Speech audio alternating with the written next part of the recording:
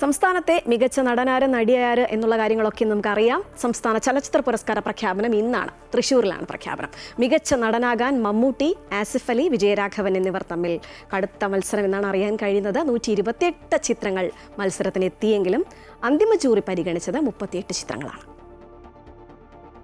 55ാമത് സംസ്ഥാന ചലച്ചിത്ര പുരസ്കാര പ്രഖ്യാപനത്തിനായാണ് സിനിമാ ലോകം കാത്തിരിക്കുന്നത്. നടൻ പ്രകാശ് രാജ് അധ്യക്ഷനായ അന്തിമ ജൂറിയാണ് പ്രകടനങ്ങൾ വിലയിരുത്തി വിജയികളെ തീരുമാനിക്കുക.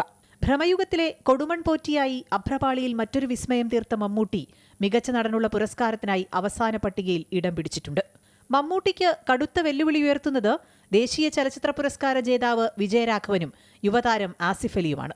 കിഷ്കിന്ധാകാണ്ഡത്തിലെ മറവി രോഗമുള്ള അതിസങ്കീർണത നിറഞ്ഞ കഥാപാത്രത്തെ അനായാസമായി അഭിനയിച്ചു ഫലിപ്പിച്ച വിജയരാഘവന് ദേശീയ പുരസ്കാരത്തിനു പുറമെ ഇരട്ടിമധുരമായി സംസ്ഥാന പുരസ്കാരവും ലഭിക്കുമോ എന്നതാണ് ആകാംക്ഷ.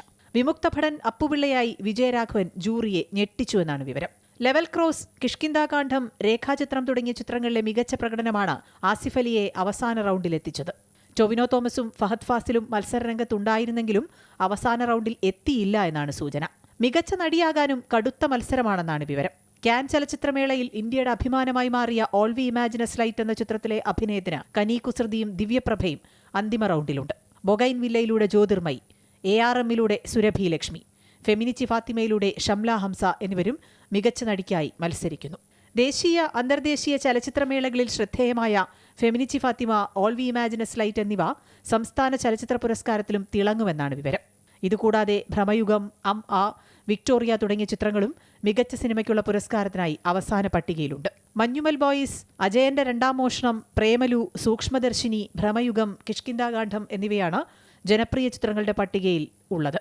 ബറോസിലൂടെ മോഹൻലാലിന് മികച്ച നവാഗത സംവിധായകനുള്ള പുരസ്കാരം ലഭിക്കാനുള്ള സാധ്യതയുമുണ്ട്. ജോജു ജോർജ് സംവിധാനം ചെയ്ത പണിയും ഈ വിഭാഗത്തിൽ മത്സരത്തിനുണ്ട്.